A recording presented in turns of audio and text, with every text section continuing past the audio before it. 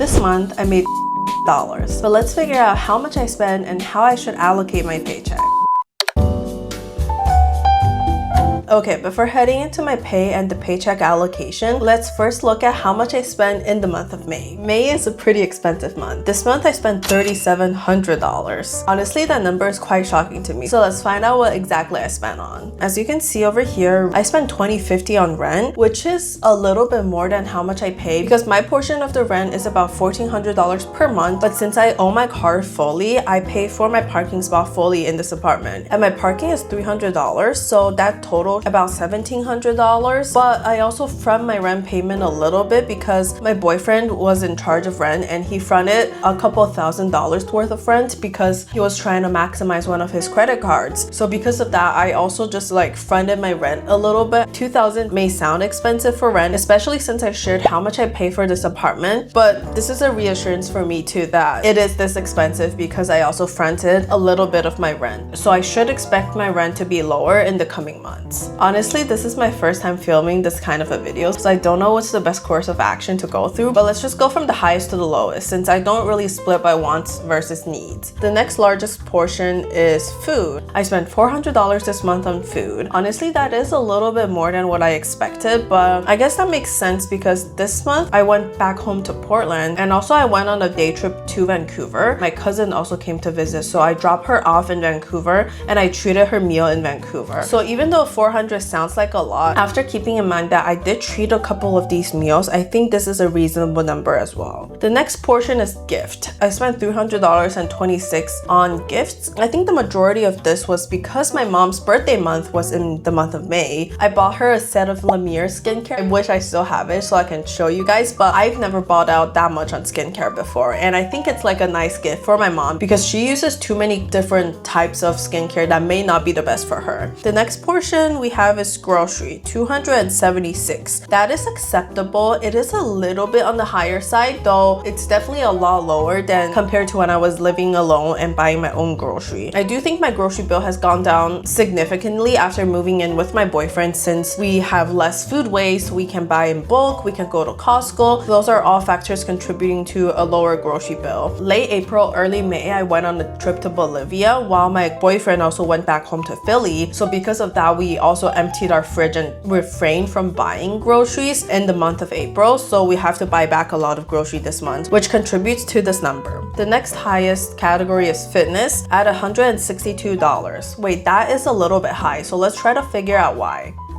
Okay, I have a monthly membership at Orange Theory and I enroll in a discount program that's associated with my day job. So $87 is my recurring monthly bill for fitness, and that is for 4 classes. Honestly, in Seattle, that is a pretty competitive price. But then at the same time, the reason it was so expensive this month is also because I spent $75 on Nike shoes a couple days ago. So I was just listening to a podcast and they were talking about how they have this really nice pair of Nike training shoes that they recommend because it works for both weight training as well as treadmill. Right now, I don't really have a pair of shoes that can do both. When I go to Orange Theory, I do 30 minutes of weight and 30 minutes of running. So I'm pretty excited to have a pair of training shoes. And I shipped it to Portland, so I could save another $7 or $8 for that. But yeah, that explains itself. And the next portion is beauty and skincare, $121. I don't really remember what happened. Let me look back again. Oh, so to celebrate one of my YouTube milestone goals, I spent $68 at Sephora for the Damn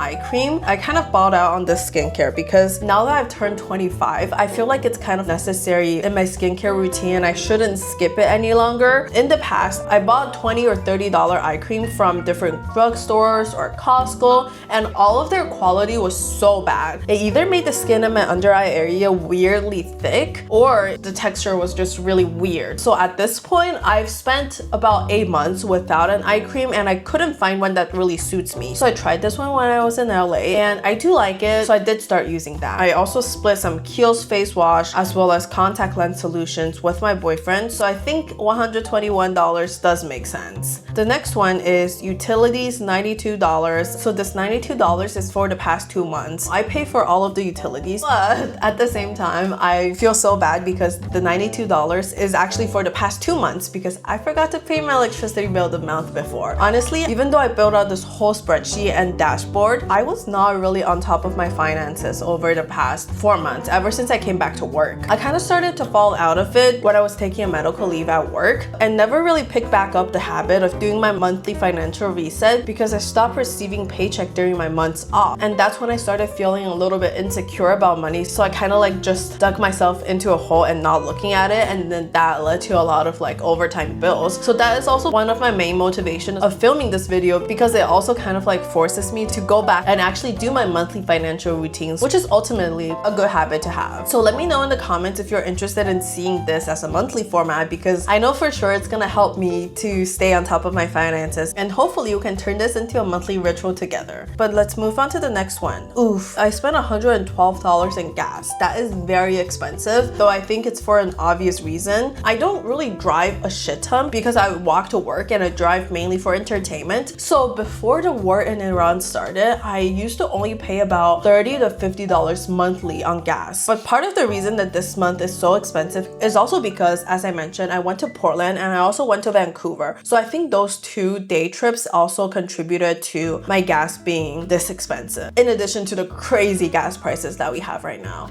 The next portion is transportation. I spent $76. I think the majority of this was because I'm going to Portland again in June for my sister's graduation, but since this time I don't have to bring my cat Emily with me, I decided to take the Amtrak. So that's the majority of this category, and then there's a couple of parking fees sprinkled in. And our last category is the $84 spent on entertainment. Honestly, I just look back at my expenses. I didn't really have much entertainment at all. I only went to see a movie in theaters one time this month. I went to see The Sheep Detectives while I was in Portland and I paid for everyone's ticket. So that was like basically the only entertainment that I had. I think the majority of May, I was so emotionally wrecked from my trip to Bolivia and I was just recovering a lot by staying in. So I actually do want to spend more time, more money, more energy going out and having fun in this coming month. But as you can see over here, I don't have a lot of categories because I try to stick with the categories that doesn't fluctuate as much each month so that these categories are a little bit more stable over the months. As for some other big expenses such as medicine, car expenses, electronic devices, those are all part of my sinking fund because they can fluctuate a lot. And I don't want to feel a certain way about my spending simply because I have to pay for my car insurance that month, if that makes sense. So the next thing we're gonna do is to review some of my sinking fund expenses. I have my dedicated dashboard for travel. As you can see, I've traveled twice so far this year. I went to Mexico and Bolivia. So for the trip in Bolivia, I spent about $2,500. This expense is going to be under my sinking fund spending. Next up, I have all of my other categories for sinking fund. As you can see, I've not been on top of my finances, so I don't have anything before this month. But in the month of May, I spent $178 on medicine. I already hit my deductible this year because I went to the ER in January. But I guess that's also a good thing because my regular doctor visits are a lot less expensive nowadays and I could go whenever I feel like going. So the majority of the medical expenses was actually spent on the first month of Wegovy since that is not covered by insurance. And I'm pretty excited to see how that goes. Fingers crossed it works. The next category is electronics. This one turned out to be so expensive because in the gist, my phone got robbed when I was in Bolivia. So I had to buy another iPhone. I know, it was so unfortunate. I filmed a vlog about it, but that probably won't be out until July. So this is kind of like a spoiler to my vlog. But it was such an emotional roller coaster and I don't wish anyone going through that, especially at a country where they don't even have direct Apple stores. But yeah, long story short, I had to buy another phone. I got it for a discount and then I also have a subscription on iCloud. So I spent about $520 in this category. And then the last category is taxes. This is a funny story. After I did my taxes this year, I owed the government about $2,000 in taxes. So I scheduled an auto pay, but then when the day that the IRS is actually withdrawing the money, I turned out to not have enough fund on the account. So that attempt bounced. And after receiving the notification, I immediately funded my account and paid the IRS. But for some reason, yesterday in my mail, I saw a notice coming from them saying that they didn't receive my tax payment. And in fact, they're charging me again, this time also with some interest fees. So I kind of like panicked and just paid them $2,200 yesterday. I'm trying to call them again to verify because I should expect expect to have about $2,000 back. But at the same time, I also cannot contact the IRS. So that's unfortunate. I might have to continuously call them a couple times over the next couple months because there's just too many people in the queue and they don't even put me on a wait list. But that puts my total spending in my sinking fund to be $5,400 this month, which is a lot. But as you can see over here, it's also not a typical month of how much I should be spending in my sinking fund. By the way, if you don't know me already, my name is April and I'm a 25-year-old software engineer living in Seattle. So if you're interested in topics ranging from personal finance, life and corporate, as well as how I blend tech and creativity to build my dream life, make sure to hit the subscribe button and follow along the journey. But with that, let's go back to the monthly review. Let's go through some of the reflection prompts that I have. First, let's check out my monthly goals. I don't have a strict budget on my spending every month. Instead, I only have goals for specific categories for the month because I feel like different categories can fluctuate so much from month to month, and having a strict budget probably won't work out. So here are my goals this month. The first goal is grocery bill under $250. I have $276. So I am over budget by $20, which I'll give it a pass. Also considering that we have to restock basically my entire fridge from 0 to what we have right now, I think I did a great job on this goal. The second one I have is food under $350. I'm probably failing this one, and yes, I am.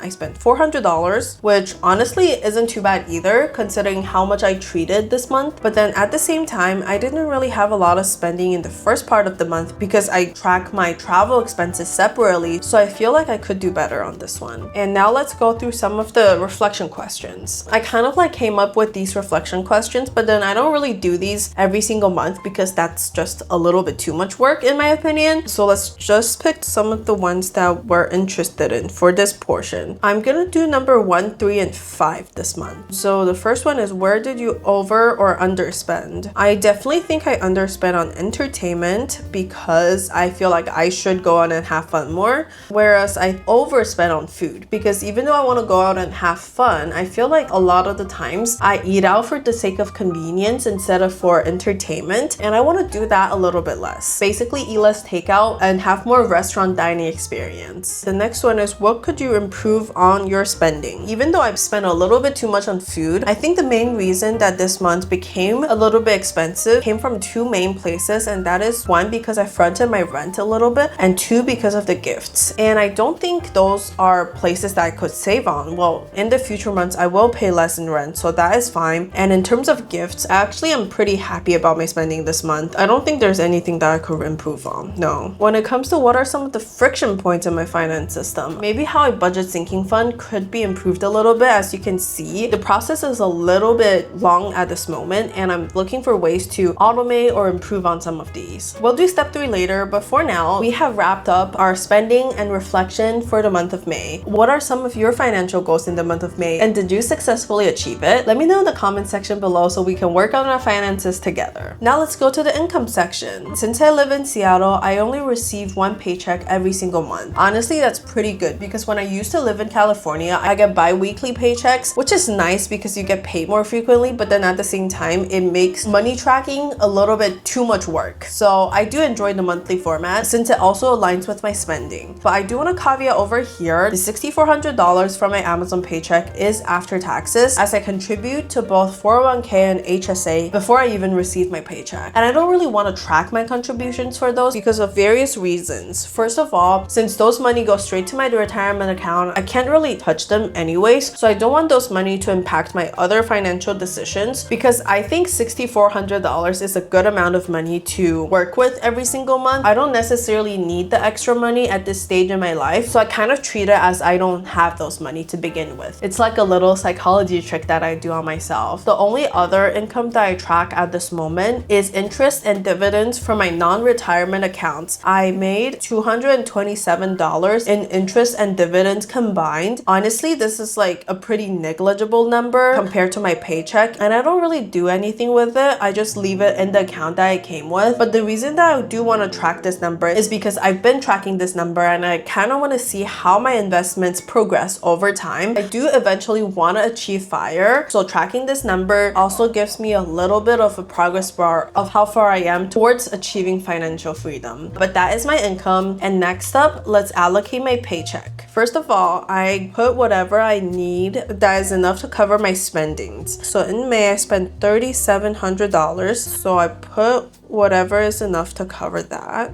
And I also have $420 of car loan that I pay every single month. Honestly, with the federal interest rate dropping, I am thinking about paying this back earlier since I only have $9,000 left. But for now, let's just put enough for the monthly payment. This looks good. And then for emergency fund, I do have a pretty decent emergency fund at this point, so I don't want to contribute too much to it. Only saving $320 towards that. Let's see, we have roughly 30% left, maybe 22% for sinking fund, and then 6.5% that goes to investments. So for sinking fund, I have travel, education, taxes, electronics, Roth IRA, medical, and car overhead. Let's contribute most of my sinking fund towards travel. Seems like I'm going strong on car for sure, so I don't think I'll contribute anything to that one. In terms of education, I do have enough, but more importantly, I wanted to do an MBA when I started the sinking fund, but right now I don't even know if I want to do that anymore, so we'll also skip that for this month. In terms of taxes, I do not have enough money to cover that. Hopefully I can get my taxes back from last year. In the meantime, I'm just gonna contribute about 15%, even though I'm gonna go into the negatives for a little bit. In terms of electronics, I'm still going strong even though I had to spend $500 on my new phone. So let's just do 10%. Seems like we still have 25%. Medicine, I am going strong, but I'm just gonna do 5% just in case, and the rest, 20%, goes to my 2027 Roth IRA. That sounds like a pretty good spread to me. Maybe I'll just move 1% from medicine to travel, and that's pretty much it. In terms of investments, I just do 9-to-1 split between stocks and crypto, and that looks good to me. So how I allocate my paycheck is I have one checking account that is titled income where my paycheck goes, and every single month I move this paycheck to my other accounts. I have one for sinking fund, one for investments, and one for expenses. So the next step is pretty boring. I'm just gonna be moving all these money across my accounts. So let me do that right now.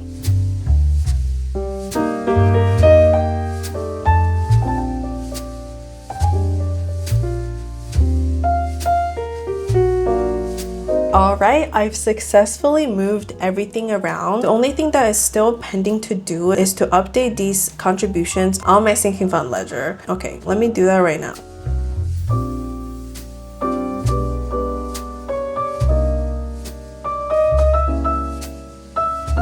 Okay, so that is the end of my paycheck allocation. I've successfully moved all of my money across accounts, so I know exactly where my paycheck is going to, and that makes me feel like I'm in control of my finances. But at the same time, it does feel like a lot of steps, doesn't it? Let me know if you think I'm being too extra or not, because I think part of the reason that I fell out with my finances for the past couple of months is because that this system is a little bit too complex and I don't feel like doing it sometimes. So I would really appreciate any feedback on whether this is helpful or I should try to simplify it a little bit every single month. And if we go back to my original checklist, we've already done all of these. Another things that I do every single month is to update my net worth so that I can track the progress over time, even though that I know my net worth would fluctuate a lot from month to month based on how the stock market does. If you can see over here, I've already done that, and this is my breakdown, but I'm not going to go into the numbers because those are saved for my yearly net worth reveal video. So in case you're curious, you can check out the one that I did for this year already. And the last thing on my list is to set my goals for the next month so that I could better prepare for the next month. So the first question is, what events are occurring in the next month? I guess I'm going to Portland for my sister's graduation. For that, I'll probably have to treat my family a couple more meals, and I'm thinking about buying her a graduation gift. Hopefully she's not watching this video because that's gonna spoil the gift for her, but that's gonna be happening. And I will also have to pay for my next installment of car insurance, so that's gonna be a big one. Luckily, I have enough sinking funds saved up for that. What areas of your budget needs shifting? I think I'm gonna set the same goal for food under $350. Let's try